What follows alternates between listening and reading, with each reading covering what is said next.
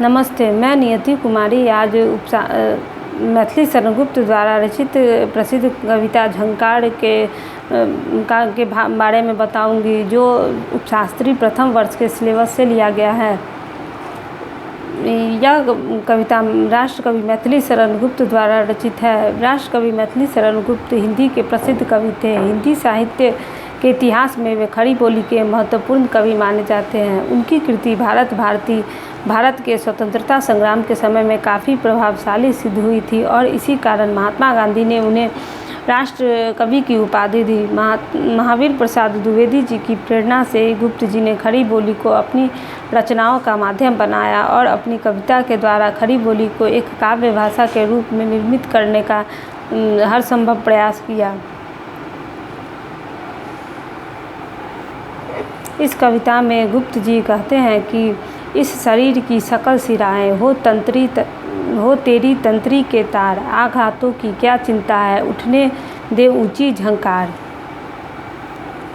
इस पंक्ति में गुप्त जी कहते हैं कि मान लीजिए कि पूरे देश में राष्ट्रभक्ति की भावना है, जो अगर उसे वीणा का तार समझा जाए, अर्थात राष्ट्रभक्ति की भावना को वीणा की तार से तुलना की गई है। वीणा से आवाज़ निकालने के लिए उस तार को खींचना होता है, तब उसे उंगलियों के इशारे से बजाते हैं और उससे सुंदर आवाज़ निकलती है। इसी प्रकार देश प्रेम की भी झंकार निकलती है। देश प्रेम यदि वीणा है तो इस शरीर की सकल सिराएं, रक्त धमनियाँ सभी इससे प्रभावित होंगी। गुप्त जी कहते हैं कि मेरी भावनाएं इस देश के प्रेम के तार बनेंगे। बजाने वाला जब वीणा पर आघात करता है तो उससे ऊंची झंकार निकलती है। इसी प्रकार कवि कहते हैं कि देश प्रेम की झंकार पूरे विश्व में गूंजे, हमारे देश की भावना प्रखर हो। इसके लिए कवि इस शरीर की समस्त सिराओं को तंत्री के तार के रूप में प्रस्तुत करते हैं। आगे वे कहते हैं, नीचे नियति प्रकृति सुर साधे, सब सुर हो सजीव साकार, देश देश में काल काल में उठे गमक गहरी गुंजार।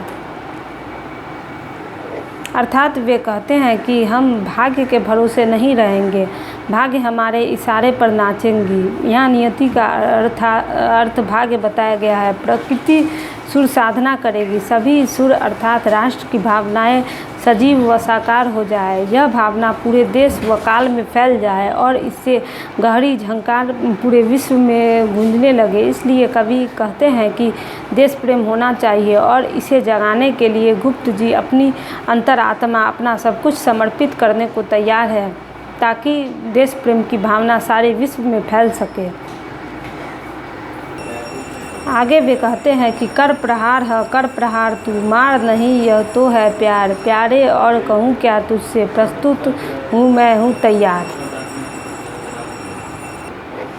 मेरे तार तार से तेरी, तान तान का हो बिस्तर, अपनी उंगली के धक्के से खोल अखिल श्रुतियों के द्वार। गुप्त जी कहते हैं कि देश प्रेम के रास्ते पर अनेक प्रहार करने पड़ते हैं, वह प्रहार सहने भी पड़ते हैं। देश के लिए जीना कोई भार नहीं बल्कि प्यार है। कवि ने अपने आप को देश के लिए तैयार कर दिया है, चाहे इसके लिए कुछ भी करना पड़े। कवि कहते हैं कि वीणा मेरे शरीर में है, वीणा मेरे शरीर में जो नसें हैं उसे आप तार मान लीजिए। मेरे तार तार से तेरी ये तान, अर्थात आवाज़ निकलेंगी, उसका विस्तार हो, पूरे देश में ये फैल जाए, पूरे भारत में ये फैले और देश का विकास हो। हे देश प्रेम, अपनी अंगुलियों के प्रहार से मेरी भावनाओं को बाहर निकालो।